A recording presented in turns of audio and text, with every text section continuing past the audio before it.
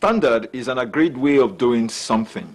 It could be about making a product, managing a process, supplying materials, or delivering a service. Hello and welcome. I'm Stephen Lawson, and this is Business Matters, where business truly matters. It covers a huge range of activities undertaken by organizations and their customers.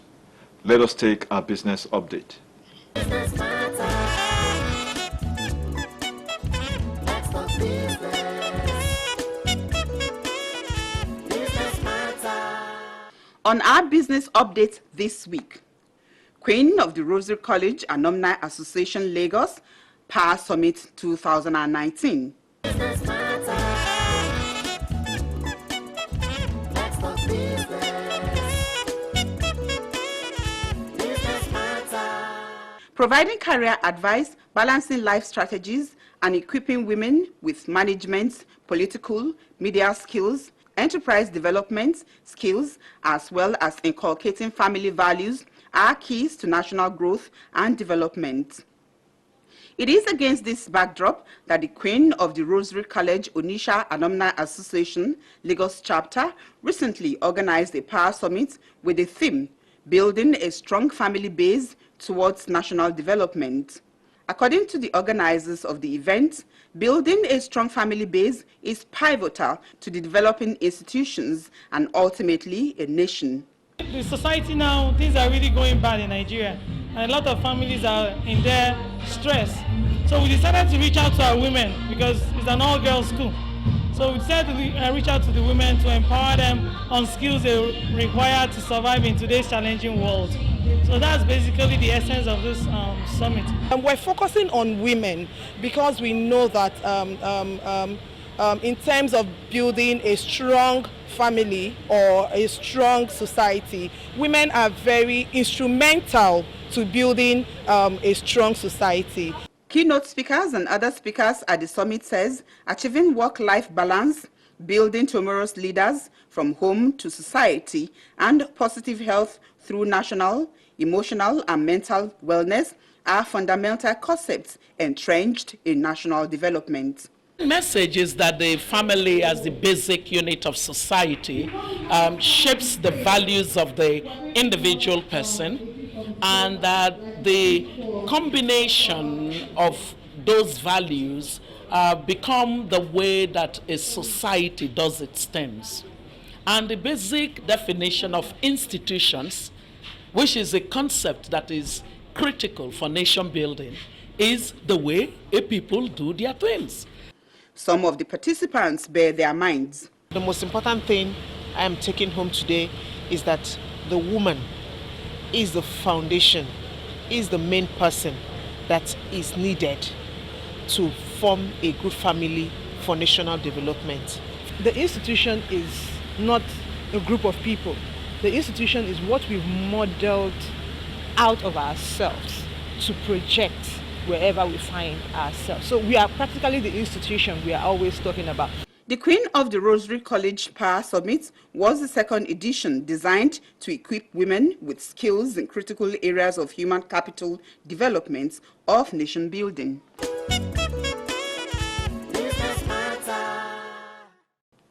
Up next, closing figures from the floor of the Nigerian Stock Exchange.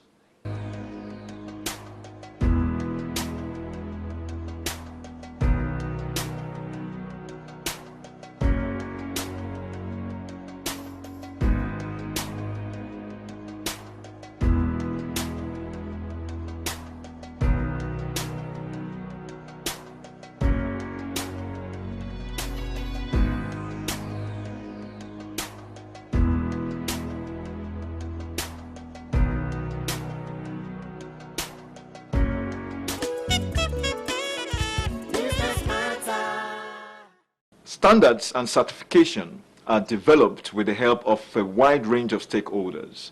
Experts advocate business owners to be involved in a laid-down rules that define their sectors than leaving it in the hands of other competitors. Welcome to our professional segment.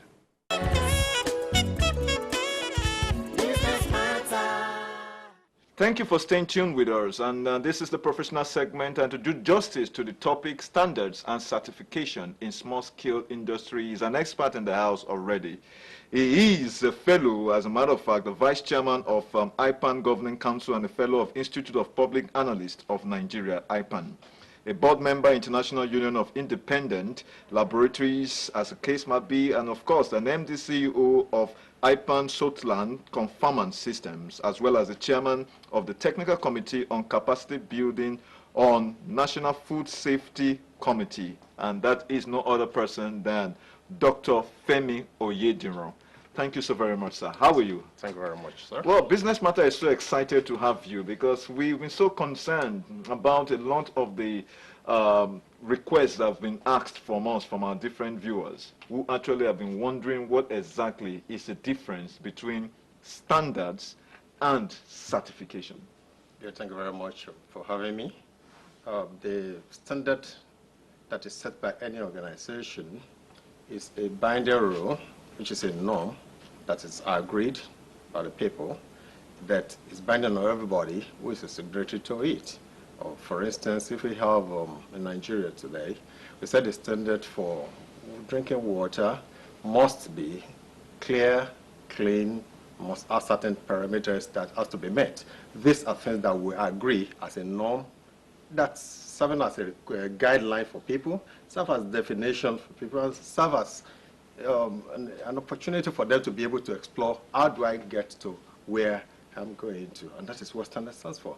But certification, on the other hand, is attesting to the expertise that somebody has in a product, in a service, whatever you do. Even as an individual, you could be certified. Oh, okay. Yes, individual, because you have certain, we have personnel certification, okay. We have process certification, we have product certification. Okay. Product certification, for instance, is what we have when small-scale enterprise, when they produce their articles, and they wanted to conform to certain international standards or even local standards. And this is now being taken through a series of processes, and it will now be certified that, yes, this is fit for human consumption or for whatever purpose it's been intended. And the essence of it is that we want to assure that the people who are the consumers, who are also part of the standard setting, are not deprived of the quality of what they are paying for. And that's the most important thing. Now, it's a little bit concerned because when you go to the market these days, for example, like I have a mobile phone and I have to purchase the charger and of course maybe the connecting cable. And my expectation as a consumer is that that cable or that charger is supposed to have a particular lifespan. Yes. But unfortunately, my experience oftentimes may be that that lifespan may not even exceed 1 month. Does that have to do with the question of standard or processes not adhered to, or perhaps it's just as a result of bad luck? No, it's not. There's nothing like bad luck in it. Okay. Because there's some of these products they are talking about that are marketed in Nigeria and they are short of the quality that you expect. The same material is being sold in Europe and America, and they have exclusively for American market, exclusively for European market, and we have those that comes to Nigeria. So it's a question of how do we enforce our standards? Because when we have standards organization of Nigeria, Absolutely. that sets the standard in conjunction with the manufacturers, in conjunction with the stakeholders, people that really have a stake in it. But at the end of the day, how do you now enforce these standards? And that's why when someone comes up with something like the MANCAP, okay, which is a conformity assessment program that is put in place, is such that they expect that the product will meet set standard. There are a lot of parameters that are set that this product should meet. But most times, when they bring in things from other parts of the world that were not really duly registered, then you have all sorts of things happening to it. So I think it's our system that probably allows for some of those things to come in, and because they come in large number, we won't get the value for what. So, yeah, but Dr. Femi, one of the things that I'm basically very concerned about is that there is a pot of initiation, so to speak, Yes, where a particular product is coming from. from, yes. And then if, for example, I'm importing from China or I'm importing from Germany and the rest of that, Right. I will imagine that organizations like Standard Organization of Nigeria has certain kinds of relationship with, you know, the ports or the whatever it is from that destination coming into the country.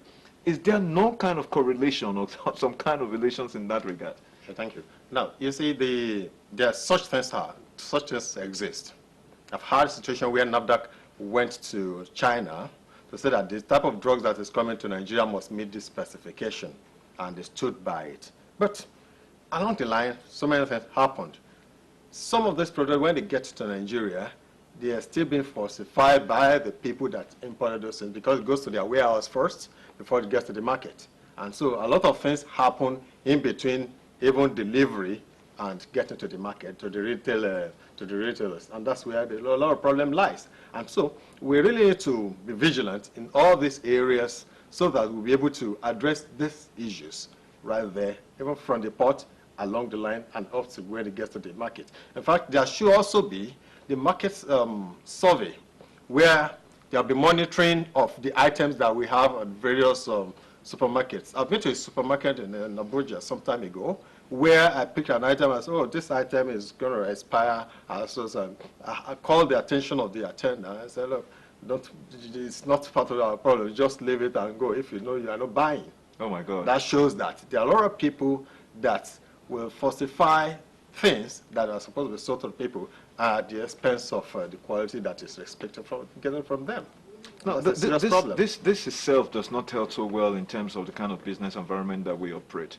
But our topic is focusing on standards and certification, especially in small-scale industries. Yeah. And if a lot of the people who watch Business Matters are established business interests as well as emerging entrepreneurs, they will imagine that what is the profit in actually, you know, subscribing to standards or certification if there is no, you know, level playing field. So if I'm bringing a competitive product and I've decided my processes have to measure up with the best standards in order to guarantee quality, and some other person is obviously, you know, cutting corners, what is the motivation? What are the benefits? No, the thing is that we ourselves need to be the watchdog, because the government, for instance, cannot do everything. Salt cannot be everywhere. NAFDAC cannot be everywhere. The people that are doing all this is our brothers and our sisters, and some of us we know them when they are doing all sorts of things. But just because you want to say, oh, this guy is from my village, this guy is from my clan, this guy is from my area, and so he has to be protected. We have situations in the past when somebody was arrested and said, look, the guy stole our money, so leave him alone and don't bother yourself about troubling him. That's the type of situation we find ourselves. But you see, it's so precarious, the situation is so precarious in Nigeria because prior to 2015, when we had national quality infrastructure enshrined in Nigeria, in fact, it was funded by the European Union and administered by UNIDO. 6.3% of the products that we have in Nigeria were certified. 6.3. That means the remaining percentage were not meeting international standard. If they are not meeting international standard, that means they are not even meeting our own local standard as well. Because some standards are the same across, you know, beyond border. So if we have that, and we consume those materials, we use those items in Nigeria, and they are not even meeting standards. But between 2015 and this day, we have had a lot of developments in Nigeria, where a lot of certification bodies have come up, apart from SON and the rest of them. We have personnel certification bodies now. We have laboratory certification bodies, accreditation bodies now. I see that we have a lot of all this now that are now making business owners, especially the young entrepreneurs, the small-scale entrepreneurs, to be able to fit into the international arena without having to kill themselves, getting money. Now, for small-scale business owners, I mean, as the case is, these kinds of policy, is it made mandatory and compulsory for them, or is more voluntary for them to subscribe to? Yeah, at the moment it is voluntary. Why is that so? But you see, the emerging market that we now have, if you don't comply, you lose out of the market. So that means is voluntarily compulsory. Because for you to remain in market, then you have to meet this standard. And if you don't meet the standard, then you don't come into the market at all. And that shows that you also want to go all the way to ensure that you meet the standards that are set for such One of the things. concerns that we have, or one of the campaigns we actually carry on Business Matters, are businesses that concerns women especially. Okay. Because we believe that women themselves have to be given the kind of support that they need in terms of empowerment, and of course they help to also ensure that the home economy is actually well balanced. That's right. And we know a lot of the businesses, most women seems to find themselves in the cosmetic business especially. Okay. We know the food also is an aspect of it all. How does it work in terms of certification for especially a woman-run business that is in the cosmetic sector?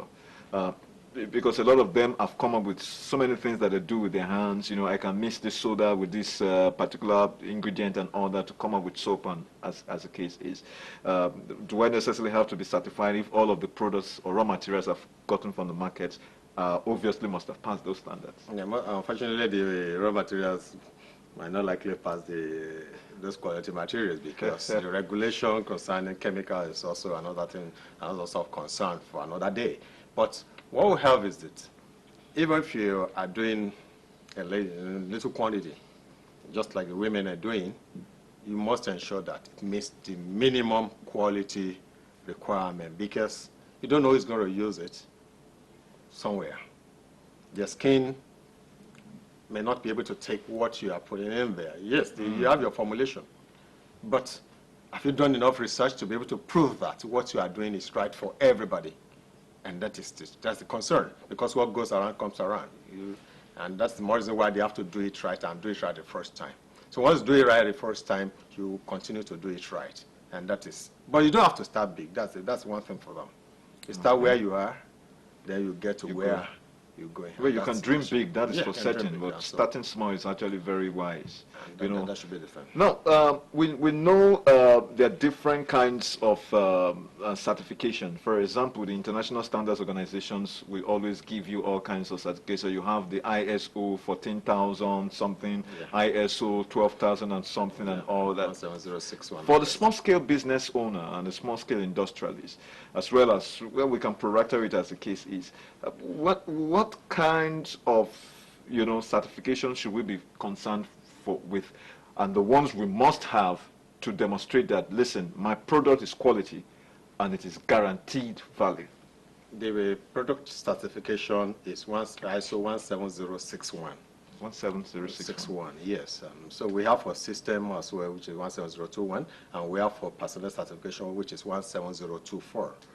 And good enough, we have organizations for certification of personnel in Nigeria, two of which I'm the MDC of one of them. Yes. And we have our product certification as well. Now, one of the things you mentioned has to do with personnel certification. Can you throw more light on that? Yeah, this personnel certification is talking about the individual who is working on a line to become certified that is capable of doing something extraordinarily. That at any point in time, if it's journalism, they want to be certified in newscasting, and so you pass through a sort of test, and which is being arranged by an international organization or the certified organization that we have locally, that are knowledgeable in what you are doing. They are experienced in what you're doing, and at the end of the day, they will assess you to see whether you really have enough knowledge of what you're doing. At the end of the day, you'll now be certified. Yes, you are a certified newscaster.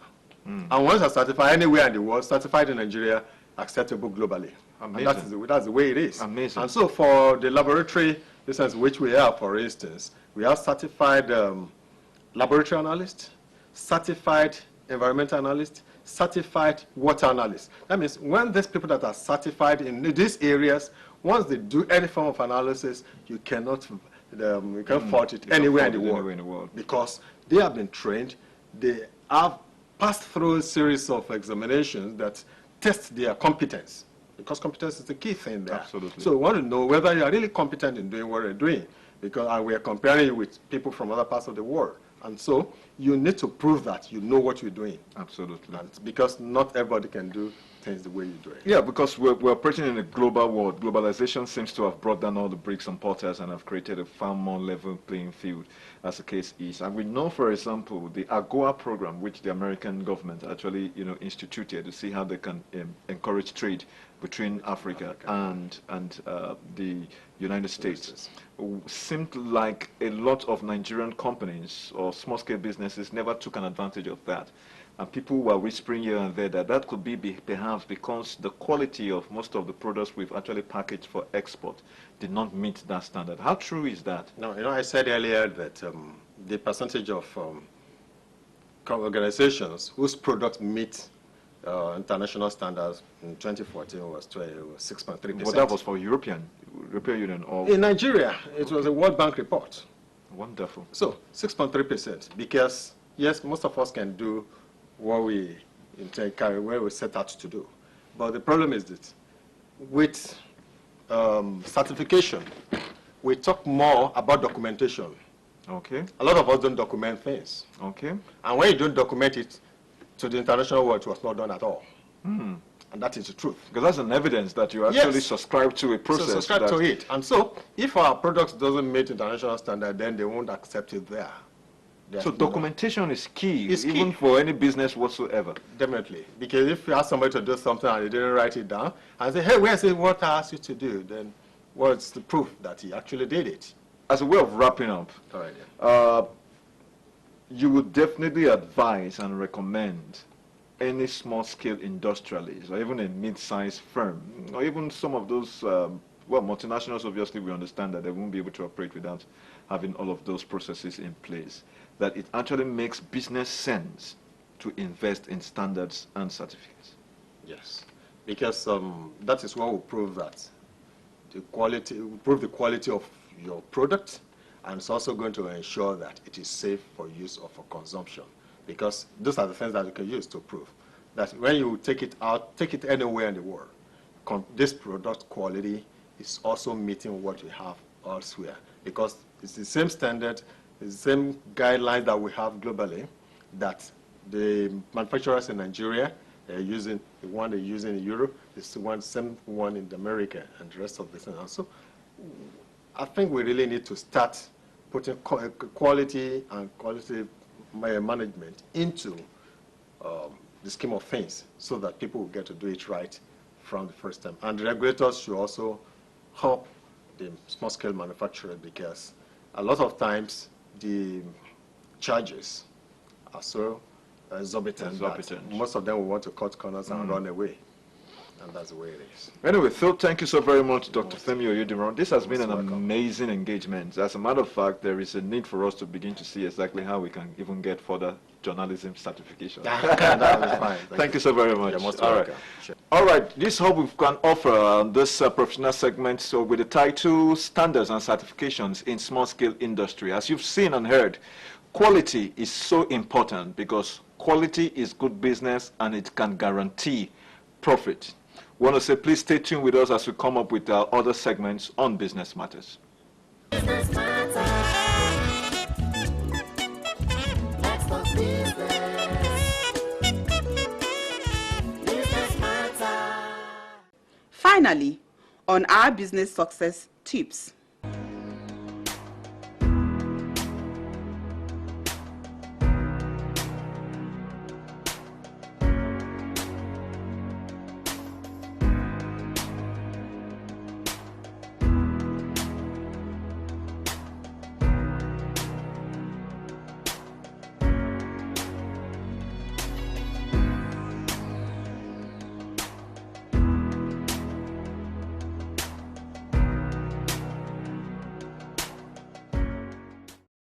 Standards make market access easier, in particular for SMEs.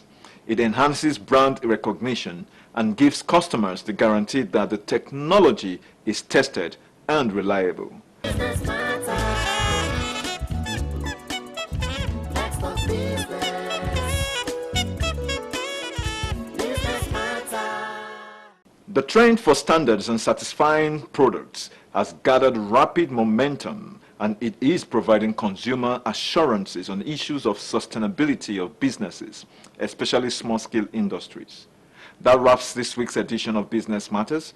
Please do reach us on all our favorite social media platforms. I am Stephen Ipadbo Lawson. Thanks for watching.